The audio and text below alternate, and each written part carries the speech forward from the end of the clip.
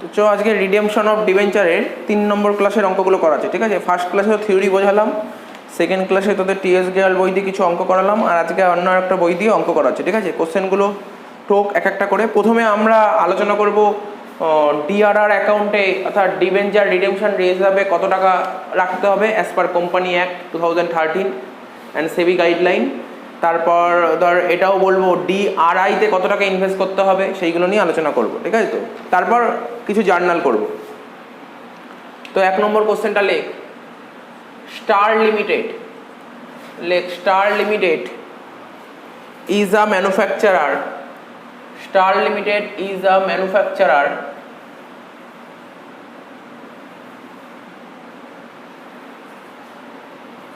ঠিক আছে of chemical fertiliser, of chemical fertiliser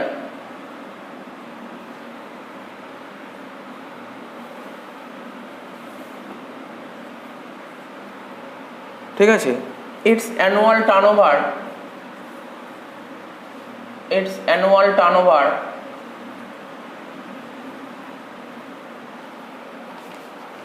is rupees 50 crore, is rupees 50 crore, full stop. The company had issued, the company had issued 5,000, 12% debentures, 5,000, 12% debentures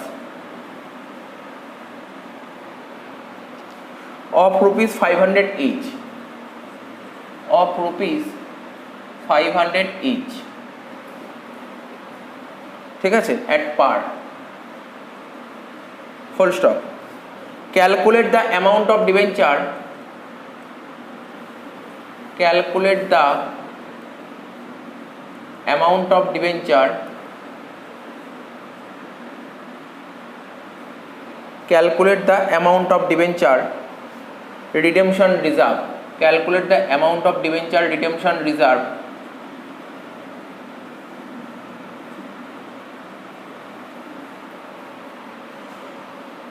which need to be created, which need to be created, which need to be created to meet the requirement, to meet the requirement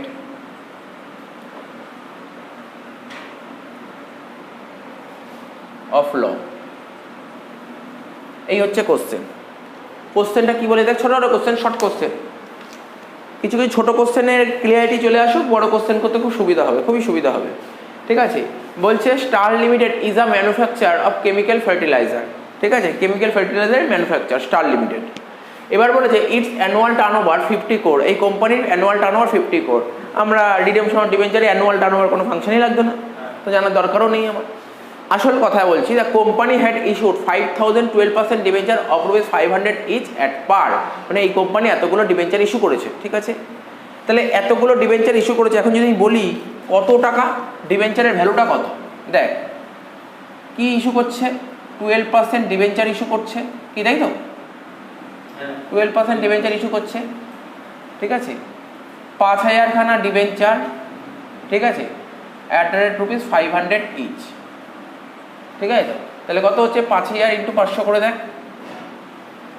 5 5 25, 3 R 2 5, 25 lakh loan নিয়েছে, ঠিক আছে। তো এটাই face value, এটাই issued price, কি এটাই face value, এটাই issued price, কারণ পারে ইস্যু করেছে।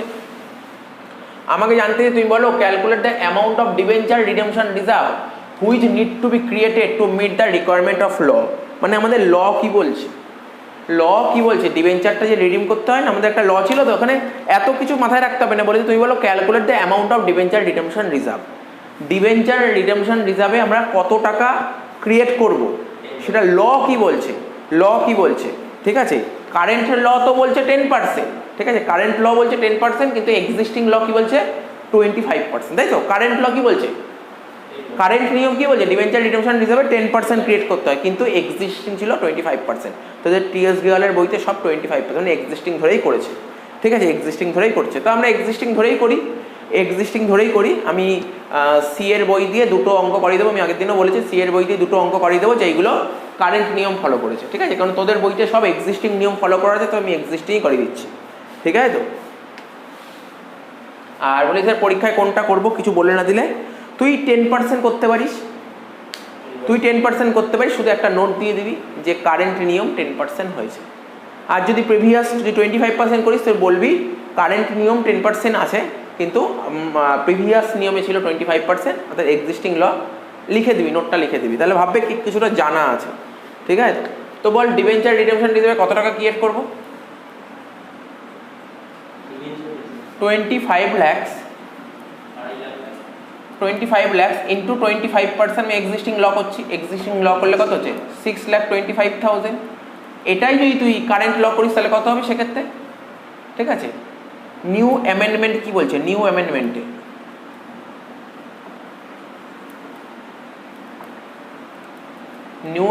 বলছে 25 lakhs-এর ওপর 10%, মানে 2,50,000। ঠিক আছে তো। পরীক্ষার হলে তুই সবসময় 10% ধরেই করবি, 25% করবি না, তুই 10% ধরেই করবি। এক্সামে তুই 10% ধরেই করবি, 25% করার দরকার নেই। ঠিক আছে তো। যেহেতু আমরা যেই বই দিয়ে অঙ্কগুলো করছি সেইগুলো ওরা সব 25% ধরে করেছে, তাই আমরা 25% ধরে করছি, কিন্তু এক্সামে অঙ্ক আসলে 10% ধরেই করবো। ঠিক আছে তো, বোঝা গেল তো কি বলছি? বোঝা যাচ্ছে তো? তাহলে 1 নম্বর অঙ্ক হয়ে গেল। 1 নম্বর অঙ্ক কিছু করতেই বললি, দেখ বলছে ল কি বলছে, ডিবেঞ্চার রিডেমশন রিজার্ভে কত টাকা ক্রিয়েট করবো। তাহলে 1 নম্বর অঙ্কটা ক্লিয়ার হয়ে গেল। 2 নম্বর অঙ্কটা করবো। ঠিক আছে তো টুকে নে 1 নম্বরটা, 2 নম্বরটা করবো। তো দেখ 2 নম্বর অঙ্কটা কি বলেছে,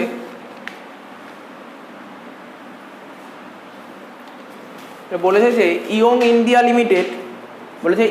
India limited had issue following debenture. মানে একটা কোম্পানি দুটো অপশন দিয়েছে, দুটো ডিবেঞ্চার ইস্যু করেছে। মানে দুটো ডিবেঞ্চার মানে বুঝতে পারছিস তো, দুটো পয়েন্ট বলেছে, কন্ডিশন, দুটো সিচুয়েশন বলেছে। বলছে 1,10% ফুললি কনভার্টেবল ডিবেঞ্চার।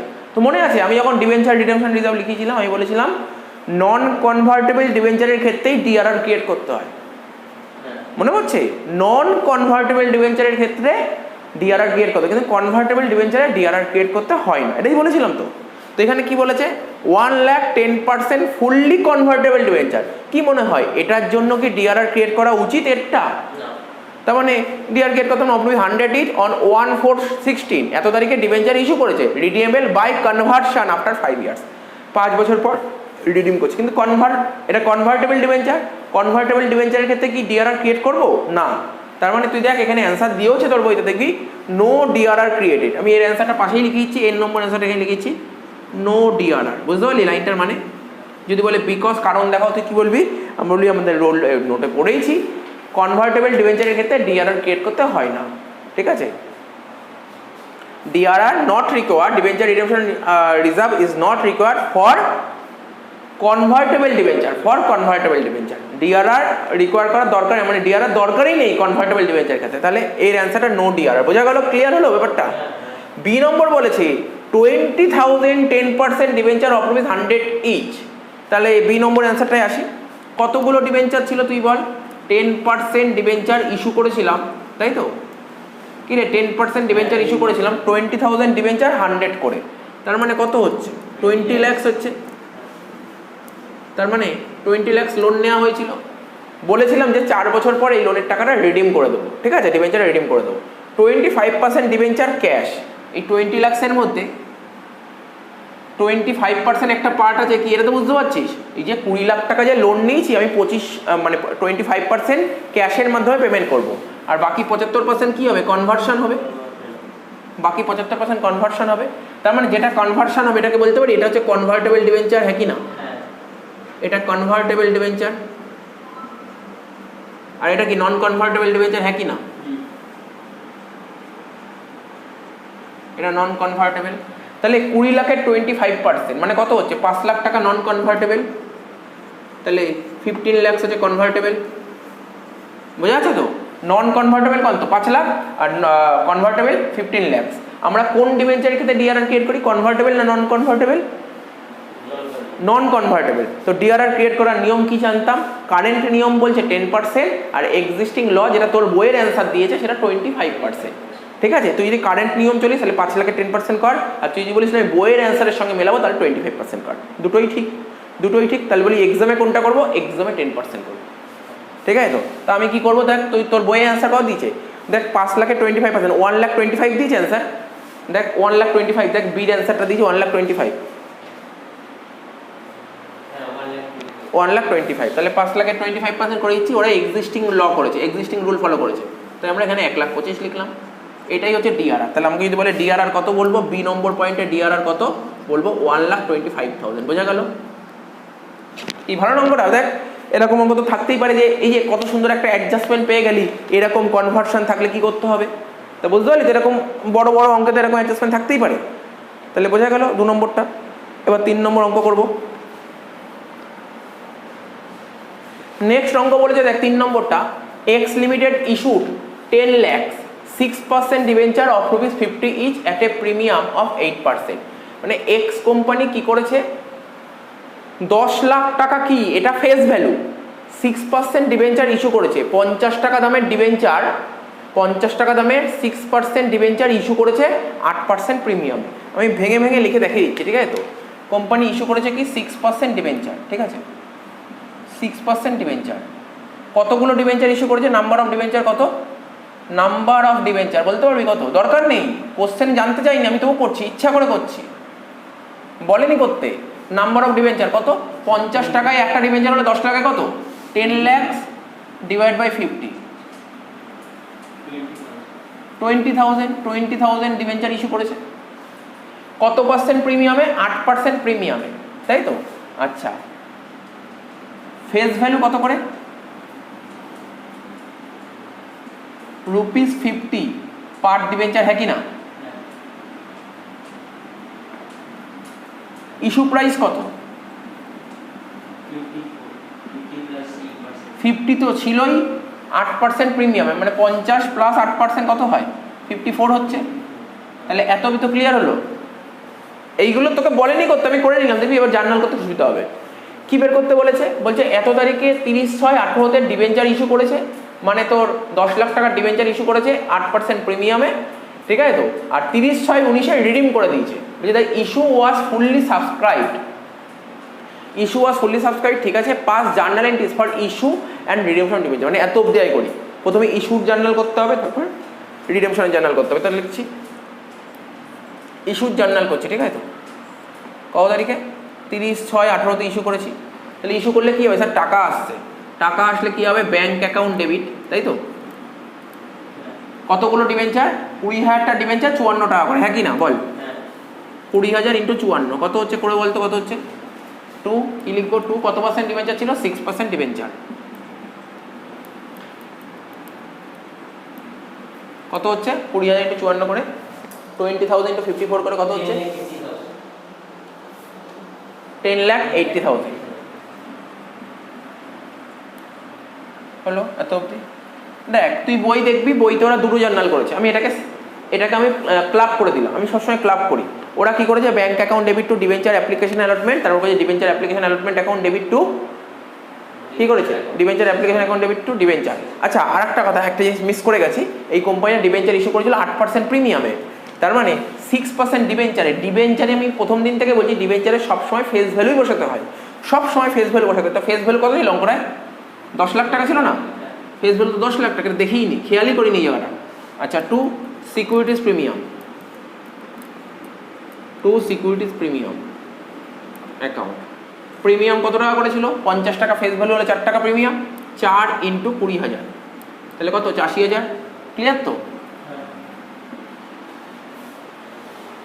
বোঝা গেল? এটা বইতে করলে ওরা দুটো জার্নাল ভেঙে করতে পারে, কোনো নাম্বার কাটবে না। আমি একটা করি বা দুটো করি, কোনোদিন নাম্বার কাটবে না, ঠিক আছে তো? দুটোই ঠিক। আচ্ছা, এবার কি বলেছেন? আমি আচ্ছা, যখন আমি রিডিম করবো কিসে বলেছে? কিসে রিডিম করছি আমি? রিডিম কিসে করবো কিছু বলেছে? কিছুই তো বলেনি। ঠিকই আছে, ঠিকই আছে। তো দেখ এবার কি করবো? রিডেমশনের জার্নালটা করবো। রিডেমশনের জার্নাল, রিডেমশনের জার্নালটা কি? প্রথমে কি করতে হয়? প্রথমে বলবো, প্রথমে ওরা আমাদের কোম্পানিতে আসবে, হ্যাঁ কি না? কোম্পানিতে ডিবেঞ্চার হোল্ডাররা টাকা চেতে আসবে, সেই জার্নাল করবো, তারপর ওদের পেমেন্ট করবো। আর কেউ যদি আমার কাছে টাকা না চায় আমি কোনদিন পেমেন্ট করবো? কোনদিন পেমেন্ট করবো? টাকা চেতে হবে। তো টাকা চাওয়ার জার্নাল কি? 6% ডিবেঞ্চার অ্যাকাউন্ট ডেবিট, এটা ডেটটা হবে 30/6/19-এ। 6% ডিবেঞ্চার অ্যাকাউন্ট ডেবিট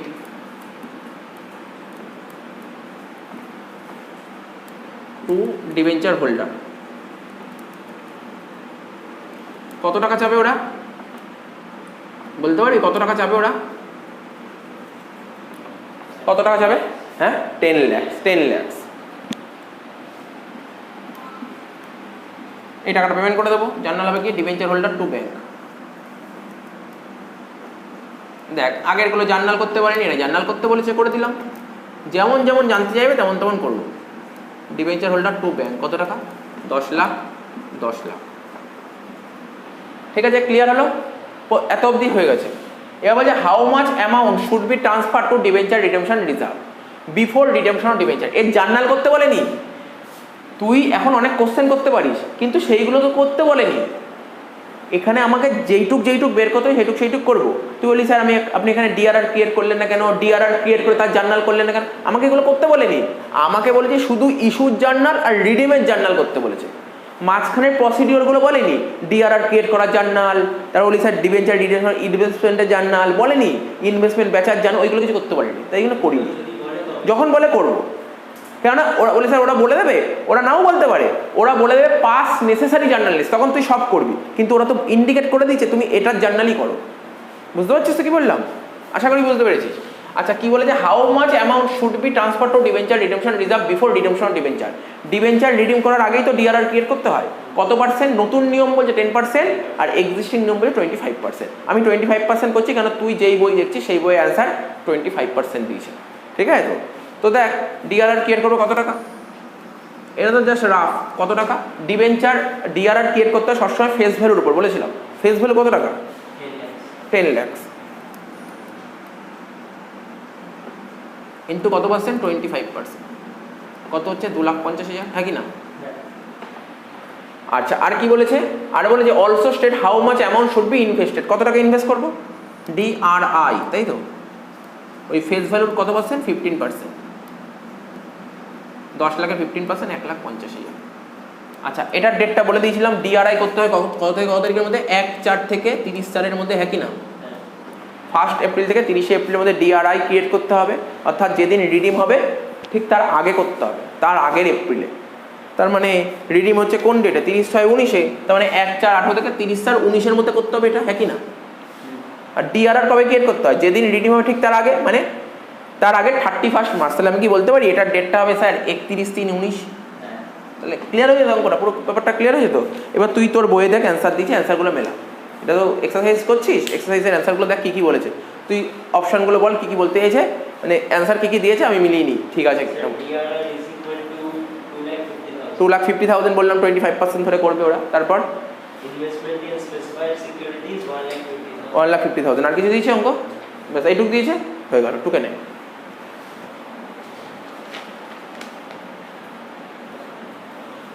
এর পরের কোশ্চেন কি বলছে? SRCC limited has issued on 1/4/17 20,000 12% debenture of ₹100 each. তার মানে আমি লিখছি না, তুই বল না কত এত তারিখে কত টাকার লোন নেওয়া হয়েছিল? 20,000টা ডিবেঞ্চার 100 টাকা করে, মানে 20 লাখ টাকা, তাই তো? 20 লাখ টাকা হচ্ছে তো? 3 4 2 0, হ্যাঁ 20 লাখ টাকা। অর্থাৎ 20 লাখ টাকা লোন নেওয়া হয়েছিল। কত তারিখে? 1/4/17-তে 20 লাখ টাকা লোন নিয়েছিল। এবার লোন নিলে ওদের টাকা তো শোধ করেই তো হবে, তো একটা পিরিয়ডের পর তোদের টাকা শোধ করতে হবে। বলছে redeemable by draw of lot as under. Draw of lot মানে বলেছে আমরা এতদিন কি করছিলাম, একটা পিরিয়ড 4 বছর বা 5 বছর পরে একবারে পুরো টাকা ধরে দিয়ে দেবো। এখন ওরকম সিস্টেম করিনি, লটারি সিস্টেমে ওদের টাকা পেমেন্ট করবো। লটারি সিস্টেমে বা বলতে পারি ইনস্টলমেন্টে পেমেন্ট করবো, কিছু কিছু করে টাকা পেমেন্ট করবো। প্রথম বছর ধর 1 বছর পর কিছু পার্সেন্ট টাকা দেবো, তার পরের বছর কিছু পার্সেন্ট দেবো, তারপর এটাকে লটারি সিস্টেমে দেবো টাকাটা। কি বললে বুঝতে পারছিস তো? তো এবার দেখ কি বলেছে, এই বলেছে ড্র অফ লট মানে আশা করি বুঝতে পারলি, ড্র অফ লট মানে লটারি সিস্টেমে টাকাটা পেমেন্ট করছি বা ইনস্টলমেন্ট একই ব্যাপার। ডিউরিং দ্য ইয়ার এন্ডেড 31/3/18, মানে আমি লোন নিয়েছি দেখ 1/4/17-তে, ঠিক 1 বছরের মাথায় 15% টাকা পেমেন্ট করে দিয়েছি, ঠিক আছে তো? 31/3/19-এ 25% টাকা পেমেন্ট করে দিয়েছি, 31/3/20-তে 15%, 31/3/21-এ 25%, 31/3/22-এ 20%, এইভাবে টাকা পেমেন্ট করছি। দেখ তো পুরো 100% পেমেন্ট হয়েছে কিনা, দেখ তো পুরো 100% পেমেন্ট হয়েছে কিনা। পার্সেন্টেজ যোগ কর, 15 আর 25 40, 40 আর 15 55, 55 আর 25 80, 80 আর 20 100, 100% পেমেন্ট হয়ে গেছে। বলছে how much minimum investment should be made by SRCC limited, মানে কি বের করতে বলেছে, ডিআরআই বের করতে, আর কিছু করতে পারবে, ডিআরআই বের করতে বলেছে। বলছে as per company act 2013 before redemption debenture when should it be made, ঠিক আছে, when should it be made, when should it be made. তার মানে দেখ আমি ডেটটা সাজিয়ে দিচ্ছি কীভাবে কী করতে হবে। দেখ লোনটা নেওয়া হয়েছে কবে, 1/4/17-তে, এই তারিখে ডিবেঞ্চার ইস্যু হয়েছে, হ্যাঁ কি না, এই তারিখে ডিবেঞ্চার ইস্যু হয়েছে, কত টাকা 20 লাখ, এই তারিখে ডিবেঞ্চার ইস্যু করেছি 20 লাখ টাকা। তাহলে প্রথম টাকাটা শোধ করছি কবে, 31/3/18-তে, হ্যাঁ কি না, তারপর শোধ করছি 31/3/19-এ,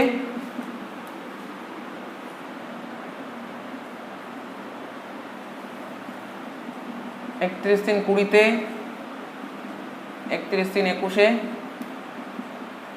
31/3/22-এ, এই টাকাটা শোধ করছি, এইভাবে টাকাটা শোধ করছি, ঠিক আছে তো। তাহলে এই পিরিয়ডে কত পার্সেন্ট শোধ করছি, 15%, এই পিরিয়ডে কত পার্সেন্ট, 25%, এই পিরিয়ডে 15%, এই পিরিয়ডে 25%, এই পিরিয়ডে 20%, ঠিক আছে, শোধ করছি টাকাগুলো। তাহলে কত কত করে টাকা রিডিম করছি বল, 20 লাখ টাকার 15% কত হয়, 3 লাখ, 20 লাখের 25% কত হচ্ছে 5 লাখ, 20 লাখের 15% 3 লাখ, 5 লাখ, 4 লাখ। তাহলে এই টাকাগুলো কি করছি, এইগুলো রিডিম করছি, এই পিরিয়ডে রিডিম করছি এত এত করে।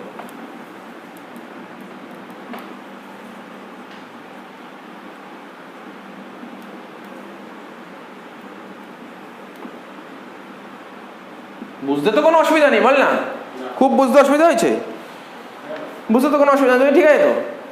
এবার বল ডিআরআই, আমাকে আমাকে এত কিছু করতে পারলে আমাকে বলেছে তুমি বলো ডিআরআই কত টাকা ক্রিয়েট করবে, ডিআরআই, তাই তো।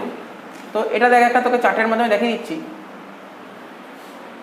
বা চার্টের মধ্যে না দেখালে তো এখানেও হয়ে যাবে। ডিআরআই এর নিয়মটা কি ছিল, ডিআরআই এর নিয়মটা কি ছিল বলতে পারবি, 1 তারিখ থেকে 30 তারিখে, মানে এপ্রিল মাসের 1 তারিখ থেকে 30 তারিখের মধ্যে ডিআরআই ইনভেস্ট করতে হবে, ডিআরআইতে ইনভেস্ট করতে হবে, ঠিক আছে তো। 1 থেকে 30 তারিখের মধ্যে, এপ্রিল মাসে 1 থেকে 30 তারিখের মধ্যে ইনভেস্টমেন্ট করতে হবে। আর ফেস ভ্যালু অফ ডিবেঞ্চার, অর্থাৎ যত টাকা ডিবেঞ্চার রিডিম হবে, যত টাকা ডিবেঞ্চার রিডিম হবে তার 15%। তাহলে এই পিরিয়ডে কত টাকা ডিবেঞ্চার রিডিম হয়েছে, 3 লাখ টাকা, তার 15%। এখানে 5 লাখের 15%, এখানে 3 লাখের 15%, এখানে 5 লাখের 15%, এখানে 4 লাখের 15%, বেশ হয়ে গেল।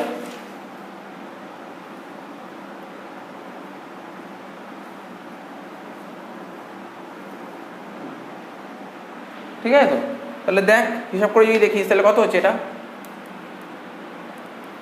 এটা কত, 3 লাখের 15% করলে 45,000, এটা 5 লাখের 15% কত হবে 75,000, এখানে 3 লাখের 15% কত 45,000 টাকা, এখানে 5 লাখের 15% কত 75,000, এখানে 4 লাখের 15% 60,000। এইগুলো কিন্তু ডিআরআই, হ্যাঁ ডিআরআই। কবে ইনভেস্ট করতে হবে বুঝতেই পারছিস, বুঝতেই পারছিস কবে ইনভেস্ট করতে হবে, ঠিক আছে তো। 1 তারিখ থেকে 30 তারিখের মধ্যে, 1 তারিখ থেকে 30 তারিখের মধ্যে লিখেছি ডেটটা, অন অর বিফোর 30/4, কত লিখবো, অন অর বিফোর 30/4 কত 17, একই লেখা হবে 30/4/18, 30/4/19, 30/4/20, 30/4/21।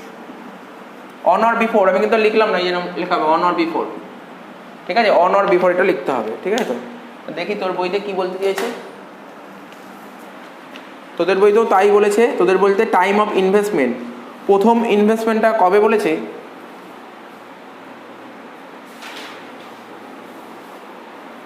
তাই বলেছে প্রথম ইনভেস্টমেন্ট বলেছে 30/4/17, পরের ইনভেস্টমেন্ট বলেছে তো 30/4/18, 30/4/19, 30/4/20, 30/4/21, ঠিকই আছে।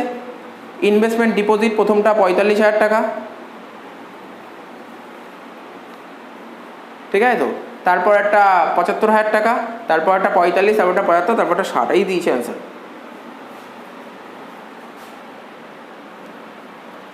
তাহলে মিলে গেল ব্যাপারটা, বুঝতে পারলি তো? আমাদের নিয়ম ছিল যেদিন রিডিম করব ঠিক তার আগের 30 এপ্রিলের মধ্যে, এপ্রিল মাসের 1 থেকে 30 তারিখের মধ্যে আমাকে কী করতে হবে, ডিআরআই করতে হবে। তো এখানে আমি রিডিম করছি 31/18, ঠিক তার আগে 30 এপ্রিল হচ্ছে, দেখ 2017। বুঝতে পারছিস অঙ্কটা? ভালো অঙ্ক ছিল, মজাদার অঙ্ক ছিল অঙ্কটা।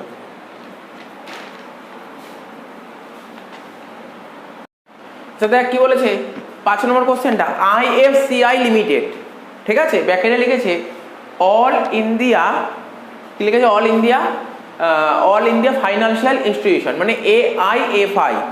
নোট লিখিয়েছিলাম একটা, মনে আছে? একটা নোট লিখেছিলাম, মনে পড়ে? ফার্স্ট ক্লাসে রিডামশন ডিবেঞ্চারের ক্ষেত্রে কোনো রকমের ব্যাংকিংয়ের ক্ষেত্রে ডিআরআর ক্রিয়েট করতে হয় না। AIFF মানে যেটাকে কিনা কন্ট্রোল করে RBI, ওখানেতেও কোনো ডিআরআর ক্রিয়েট করতে, এটা মাথায় রাখবে। মানে অঙ্ক করার আগেই কোম্পানি দেখে বুঝতে হবে এর কি ডিআরআর ক্রিয়েট করে, এর জন্য তো রুল লিখিয়েছিলাম। তাহলে অল ইন্ডিয়া ফাইন্যান্সিয়াল ইনস্টিটিউশনের ক্ষেত্রে ডিআরআর ক্রিয়েট করতে হয় না, কোনো রকমের ব্যাংকিংয়ের ক্ষেত্রে ডিআরআর ক্রিয়েট করতে হয় না। তারপর কিউমুলেট ছিল না, কনভার্টেবল ডিবেঞ্চারের ক্ষেত্রে ডিআরআর ক্রিয়েট করতে, এগুলো জেনে রাখতে হবে, নাহলে অঙ্ক করতে অসুবিধা হবে। পরীক্ষা যায় এমন একটা কোশ্চেন দিতে, লেখা যদি ডিআরআর ক্রিয়েট করেছে অঙ্ক কেটে দেবে, সুতরাং জেনে রাখতে হবে। বলছে ইস্যু হয়েছে 10 lakhs 9% debenture of ₹50 each on 1/4/11, 11 তারিখে ডিবেঞ্চার ইস্যু হয়েছে। রিডেমশন হয়েছে 1/4/19। বলছে how much amount of DRR is required before the redemption debenture. লিখবো অ্যান্সার, লিখবো নো ডিআরআর, নো ডিআরআর। বুঝতে পারলি তো কেন নো ডিআরআর লিখলাম? কারণটা হচ্ছে, কারণটার ব্যাকেট লিখেছি DRR is not required, DRR is not required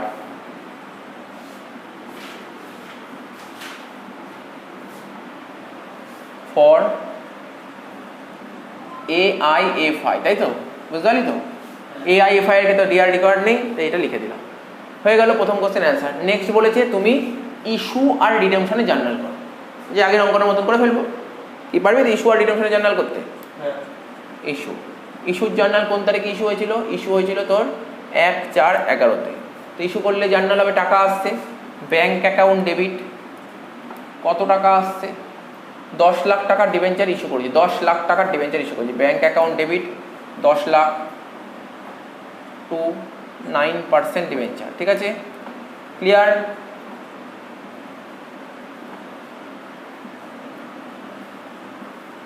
next redemption করব। রিডেমশন বলছে কত তারিখে? রিডেমশন বলেছে 1/4/19-এ। এখানে লেখ রিডেমশন,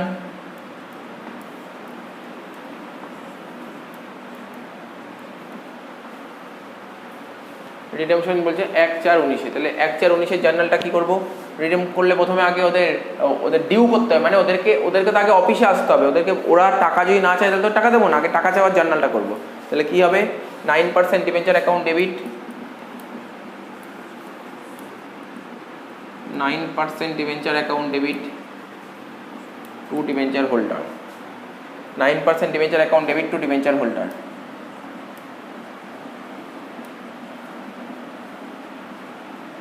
কত টাকা? ওই 10 লাখ, 10 লাখ। এবার পেমেন্ট করব, পেমেন্ট করলে জানাল হবে debenture holder to bank, debenture holder account debit to bank account.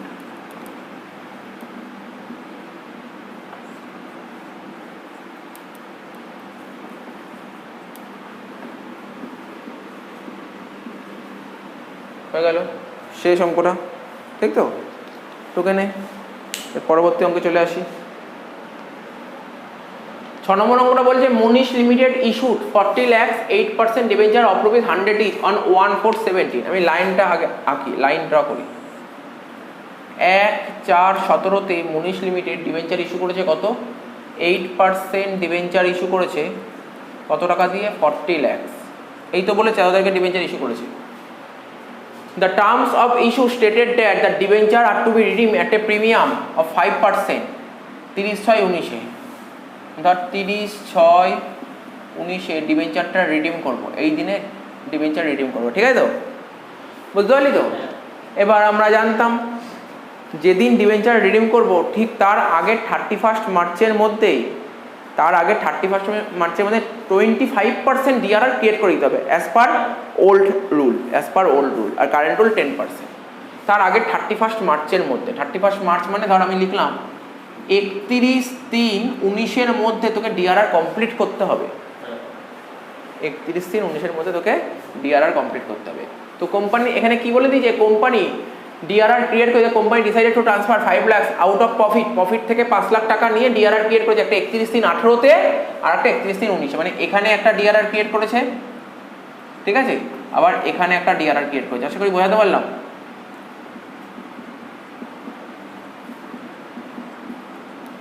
এখানে 5 লাখ টাকা ক্রিয়েট করেছে, এখানে 5 লাখ টাকা, তাহলে টোটাল ডিআরআর কত ক্রিয়েট করেছে? 10 লাখ টাকা। তুই বল না, এমনি তুই আমাকে হিসাব করে বল ডিআরআর কত টাকা দরকার? 40 লাখ টাকা, 25% দরকার। 40 লাখে 25% 10 লাখ কবের মধ্যে করতে হবে? 31/3/19-এর মধ্যে ডিআরআর ক্রিয়েট করতেই হবে 10 লাখ। ও 10 লাখ একবারে জোগাড় না করে ভেঙে করেছে। তো 18-তে 5 লাখ আর 19-এ 5 লাখ বলে দিয়েছে। দেখ এটাই অরিজিনাল ডেট, এই ডেটটাই বলতে হবে, এই ডেটটাই বলতে হবে, ঠিকঠাকই দিয়েছে। আর ডিআরআই কত টাকা ক্রিয়েট করব? ডিআরআই হচ্ছে টোটাল 40 লাখ টাকা, তার উপর 15%, তাহলে কত হচ্ছে? 6 লাখ টাকা, ঠিক আছে তো? ডিআরআই বলেছে, ডিআরআই এর ডেট বলেছে, দেখ এই ডিআরআই এর ডেট বলেছে না, ডিআরআই ডেট না বললে যেদিন রিডিম হবে ঠিক তার আগে 1 এপ্রিল থেকে 30 এপ্রিলের মধ্যে ডিআরআই ইনভেস্ট করতে। আমি ধরে নিচ্ছি ধর এটা ধর 30/4/19, এই পিরিয়ডে ডিআরআই ক্রিয়েট করে ধরতে অসুবিধা নেই। এবার তো অঙ্ক করতে পারবি, হ্যাঁ কি না? বলি স্যার কি করতে বলেছে? দেখ কি করতে বলছি, পাস নেসাই জার্নাল এন্ট্রি, ইস্যুর এন্ট্রি করতে বলছে আর রিডিমের এন্ট্রি করতে বলছে। দেখ সবার এন্ট্রি করতে পারেনি, ইস্যু আর রিডিমের এন্ট্রি করতে বলছে, বুঝতে পারছিস তো? ইস্যু আর রিডিমের এন্ট্রি করতে বলেছে। ডিআরআই উইদাউট প্রোভাইডিং, ও দেখ শোন একটু একটা কথা মিস করে গেছি, ইস্যুর এন্ট্রি করতে বলেছে, রিডিমের এন্ট্রি করতে বলেছে, ডিআরআর এর এন্ট্রি করতে বলেছে, ডিআরআই চারটেরই এন্ট্রি করতে বলেছে, ঠিক আছে তো? করতে বলেনি উইদাউট প্রোভাইডিং ইন্টারেস্ট, মানে ইন্টারেস্ট অন লোন করতে বলেনি, আর loss on issue of debenture যদি বেরোয় ওটা করতে বলেনি, দুটো এন্ট্রি করতে বলেনি, ঠিক আছে তো? যদি এই কথাটা না বলতো তাহলে পুরোটাই এন্ট্রি করতে হতো। তার মানে ওরা কি বললো? ওরা বললো তুমি দুটো এন্ট্রি করো না, বাকি সব এন্ট্রি করো। কোন এন্ট্রি করো না? এই যে ডিবেঞ্চার আমি লোন নিচ্ছি, লোনের উপর একটা ইন্টারেস্ট ক্যালকুলেট হয়, সেটা করতে বারণ করেছে। আর loss on issue of debenture, বলি স্যার কী করে বুঝলাম loss on issue of debenture হবে? একটু বোঝাচ্ছি, আমি তো অঙ্ক করাবো। আমি যখন লোন নিয়েছিলাম, কত টাকা লোন নিয়েছিলাম? 100 টাকা লোন নিয়ে আমি যখন শোধ করবো কত? 105 টাকা।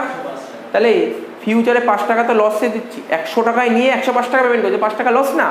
তো এই loss on issue of debenture আমরা আগে শিখেছি। Loss on issue of debenture মানে ইস্যু অফ ডিবেঞ্চার চ্যাপ্টারে শিখল, মানে ডিবেঞ্চার ইস্যু করতে গেলে যদি লস হয় সেটা রাইট অফ করতে হয় পিএল দিয়ে, সে তার এন্ট্রি করতে বারণ করেছে। তো যাই হোক, এটা হয়ে গেল। জার্নালগুলো এক একটা করে করি। প্রথমে ইস্যুর জার্নাল করে দিচ্ছি, এখানে করছি ইস্যুর জার্নাল, জানিস তো? ইস্যু করলে কি হবে? টাকা আসছে bank account debit two 8% debenture 40 lakh, ঠিক আছে? কি bank account debit two 8% debenture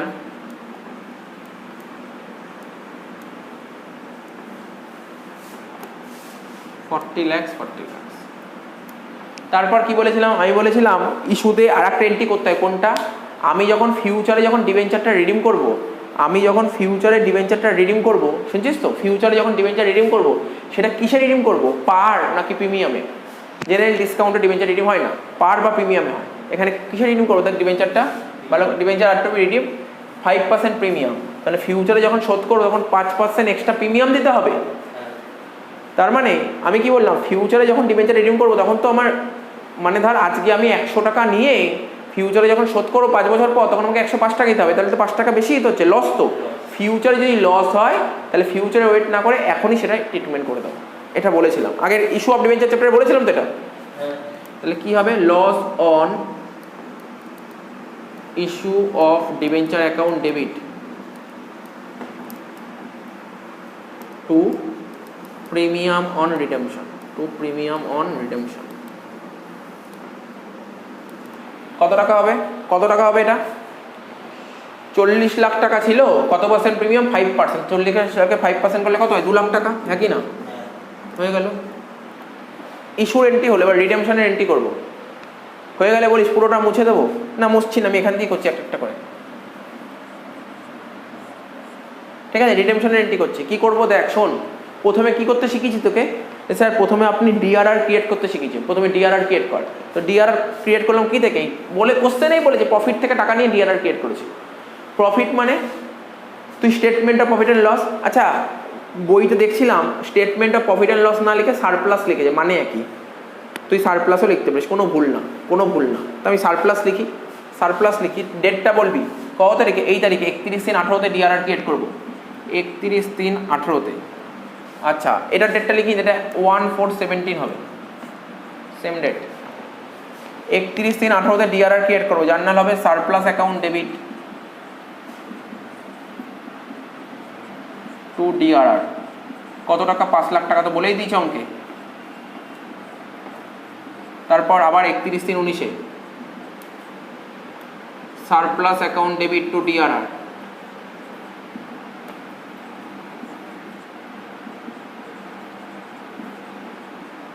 $5 lakh টাকা।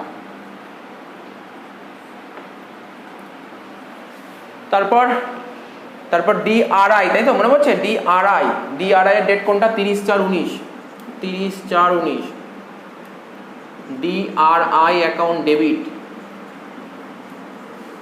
Two bank account. কত টাকা হবে? শিখেছিলাম 6 লাখ টাকা না? এই দেখ এখানে 6 লাখ টাকা করা আছে, 6 লাখ টাকা, সেই 6 লাখ টাকা এখানে লিখে দেবো। তারপর এই ইনভেস্টমেন্টটা বেঁচে দিতাম, কোন দিন বেঁচে দিতাম? আমি বলেছিলাম যেদিন রিডেম হয়, ডেট না বললে রিডেমশনের ডেটেই বেঁচে দেবো। তো রিডেমশন হয়েছে কবে? 30/6/19। রিডেমশন হয়েছে 30/6/19, এটা বেঁচে দেবো। বেঁচে দিলে টাকা আসবে, হবে bank account debit to ডিআরআই।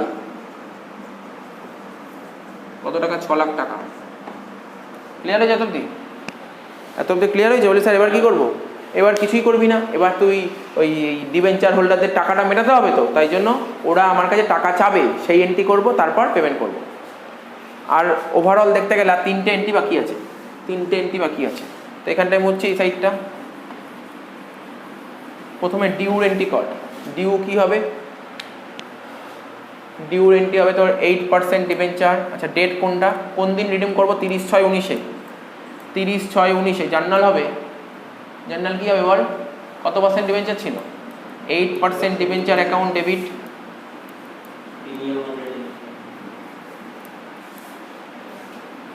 Debenture কত টাকা ছিল? 40 লাখ টাকা। আচ্ছা প্রিমিয়ামে শোধ করবো, 2 লাখ টাকা প্রিমিয়াম দিতে হবে, তো debit premium on redemption account debit কত টাকা? 2 লাখ টাকা to debenture holder, to debenture holder account কত টাকা? 42 লাখ টাকা। হয়ে গেল, 30/6/19 হয়ে গেল। এবার পেমেন্ট করে দেবো। পেমেন্ট করলে জার্নাল হবে debenture holder account debit to bank account, debenture holder account debit to bank account কত টাকা? 42 lakhs, 42 lakhs হয়ে গেল তো অবধি লাস্ট। এবার কি করতে শিখিয়েছি মনে আছে? ডিআরআর এ যত টাকা পড়েছিল সেই টাকাটা জেনারেলিতে পাঠিয়ে দেবো। ডিআরআর এ কত টাকা পড়েছিল? 10 লাখ টাকা। 5 লাখ 5 লাখ 10 লাখ ওটা জেনারেলিতে পাঠিয়ে দেবে, শেষ, অঙ্ক শেষ। লেখ DRR account debit two generally দেবে। অ্যান্সার মিলিয়ে নে, দেখ কিছু দিয়েছে কিনা অ্যান্সারে। টু জেনারেল রিজার্ভ কত টাকা? 10 লাখ 10 লাখ। ঠিক আছে, তাহলে অঙ্কটা কমপ্লিট হয়ে গেল। টুকে নে।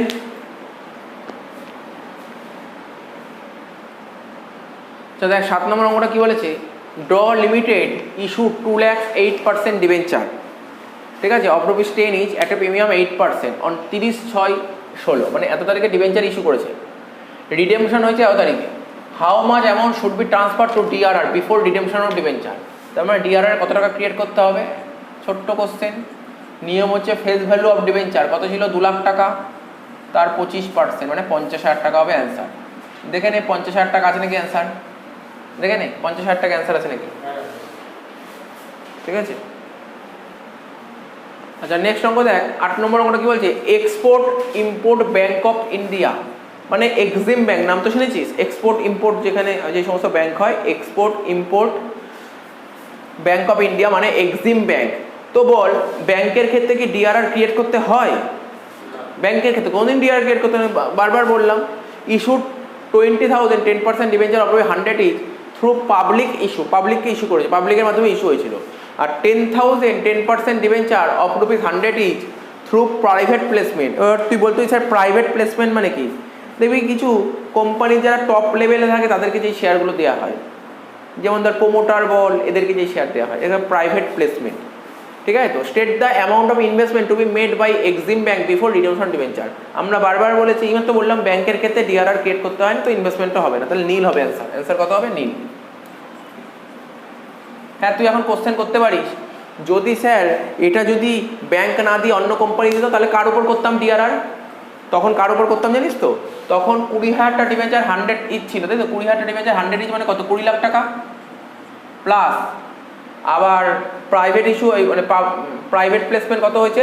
10,000টা ডিবেঞ্চার 100 ইচ মানে 10 লাখ টাকা। বুঝতে পারলি কি বললাম? আমি কোশ্চেনটা চেঞ্জ করলাম একটু। কি শুনলি আমি কি বললাম?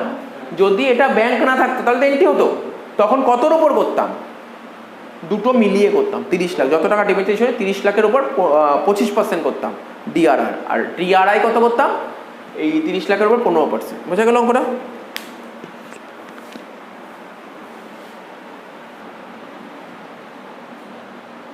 আচ্ছা নেক্সট অঙ্ক কি বলেছে?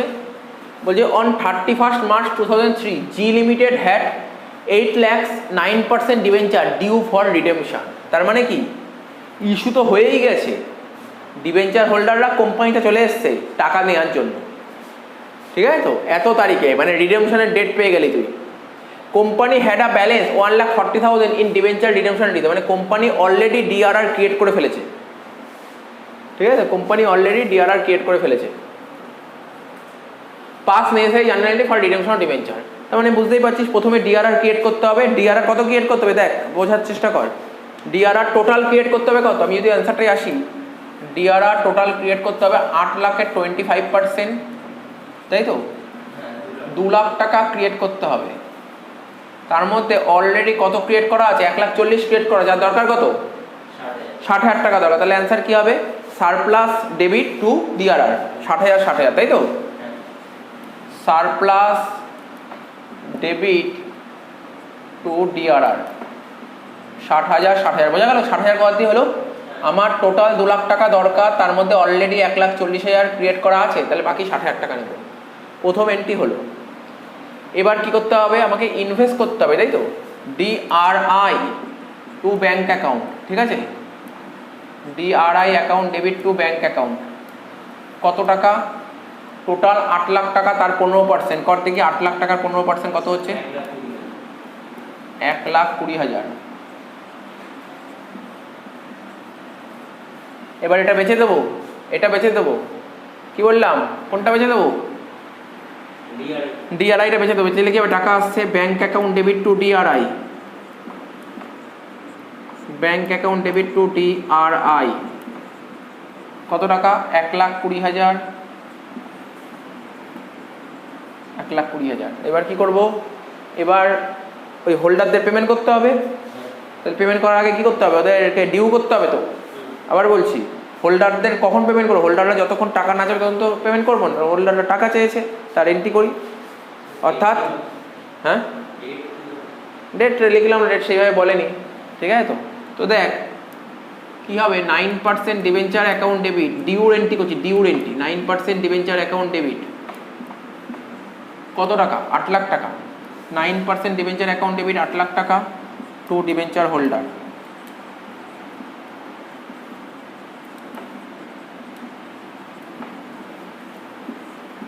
আট লাখ টাকা। এবার এই টাকাটা পেমেন্ট করবো। পেমেন্ট করলে জার্নাল হবে ডিবেঞ্চার হোল্ডার টু ব্যাংক।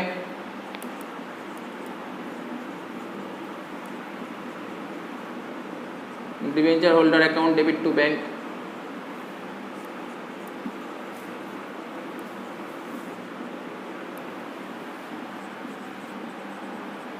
আট লাখ লাস্ট। এবার ডিআরআর টাকাটা জেনারেলি দেবে, ট্রান্সফার করে দেবো। তাহলে কি হবে, DRR account debit two general reserve.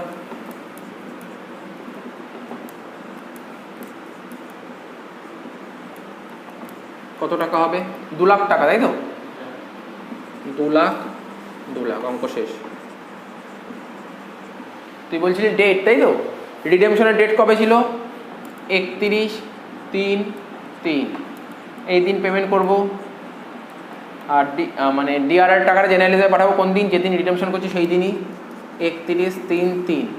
আচ্ছা, ইনভেস্টমেন্টটা কবে বেচবো? রিডেমশনের ডেটে 31/3/3। এবার এইগুলো তো আগের ডেট, এইগুলো আর ডেটগুলো দিলাম না, বুঝতে পারছিস তো? এইগুলো ডেট দিলাম না, ঠিক আছে তো? শেষ হয়ে গেল আজকের মতন।